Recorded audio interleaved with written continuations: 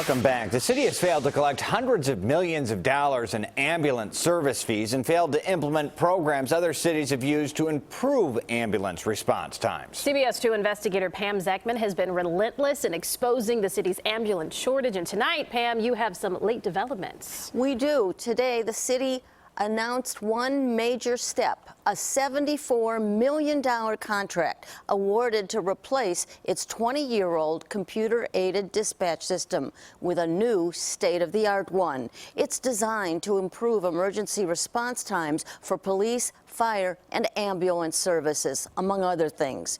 It will take years to implement. In the meantime, at a recent press conference, Mayor Lightfoot pledged to fix the shortage of ambulances. Oh, we're joined by Miss Zekman. I wonder what that's about. That was Mayor Lori Lightfoot last month, and it was about Tina Williams, a Chicago woman who bled to death on the steps of her home, even though the city's 911 center received not one, but 5 calls begging for help.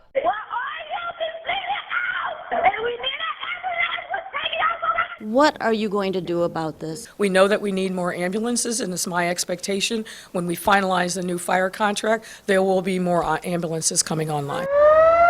But there's no word on how many, when we'll get them, or what can be done about the drain on all the city's ambulance resources by so-called frequent flyers. Chicago officials often blame poor ambulance response times on people who use them like taxis for services that are not a medical emergency. We found one example at this home. Marissa Diaz lives here. She was the victim of a tragic motorcycle accident years ago. We're doing a story on the ambulance response times. They come about 10-20 minutes after I call. They're only about half a block away. The city often sends fire engines with a paramedic on board until an ambulance is available when someone calls 911. Records we obtained show over 18 months, fire trucks responded to Marissa Diaz's calls 133 times. Ambulances responded 204 times, unnecessarily tying up a total of 337 emergency vehicles. That's about 4 trips a week to this one house. So why did Diaz call them? I have to go to the emergency room, depending how I feel. I'm quadriplegic and hard for me. So I frequently call them for help. They come to help you do what? They'll come and they'll ask me why did I call them. And they'll take my vitals and we'll go. It's really up to me if I want to go or if I refuse to ride. Paramedic Field Chief Patrick Fitzmaurice has been a vocal critic of the city's ambulance shortage and those who misuse the service. That's wrong. The bigger problem is we have done nothing about it. We did nothing. We stood by and watched. Fitzmaurice points to other cities that have implemented programs to cut down on unnecessary calls. Los Angeles, San Diego, San Francisco, Pittsburgh, and even neighboring Rockford found other ways to help patients like Maria. Shannon Kopp heads the Rockford program, visiting frequent ambulance users, offering different types of help for people suffering from conditions like substance abuse, mental illness, or age-related difficulties. What we wanted to do was decrease the use of the emergency department and decrease the use of our ambulances going and picking up these people who could benefit from other resources. We watched her in action checking up on one of the program's participants. How you feeling? Ronald and Sharon Bear used to frequently call 911, but now it's helped tremendously. I don't have to always call an ambulance. Kopp says overall, 911 calls by program enrollees have been reduced by 42%. Do you think this program would help in Chicago? Oh, absolutely. It does free up our ambulances and it frees up the medics, and so that we're more apt to go or be available for a more serious call. Little Rockford and Big Chicago can't do it. Everybody's expanding the program that we haven't started. Chicago has also failed to collect tens of millions of dollars in service fees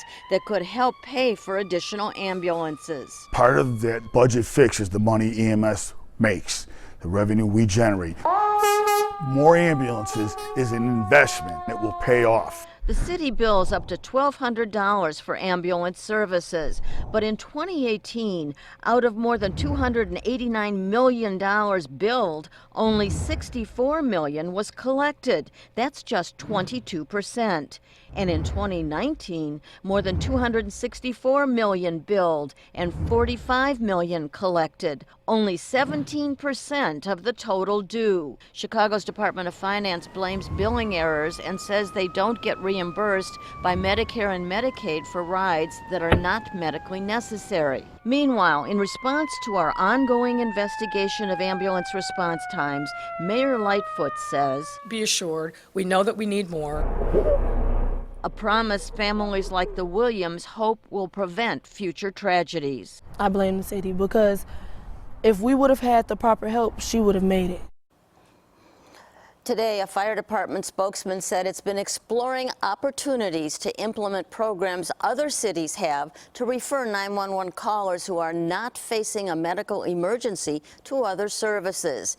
He said they want to see if this would be a good fit for Chicago and identify ways to fund it. Meanwhile, he says, the fire department responds to all calls for emergency transportation. Brad and Erica?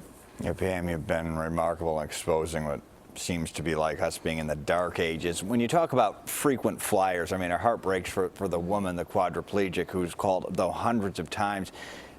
Is it believed she ever needed an ambulance at any of those occasions? We can't say never, but I talked with her caretaker. She also has a son that lives with her, and it appears even from her comment to me that she calls them, they take her vital signs, and she might go or she might not go.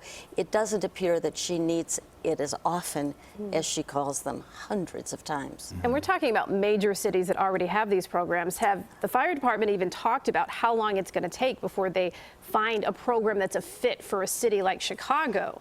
They have not said. They claim to have been studying it, and now they're going to try to fund it. We'll see. Okay.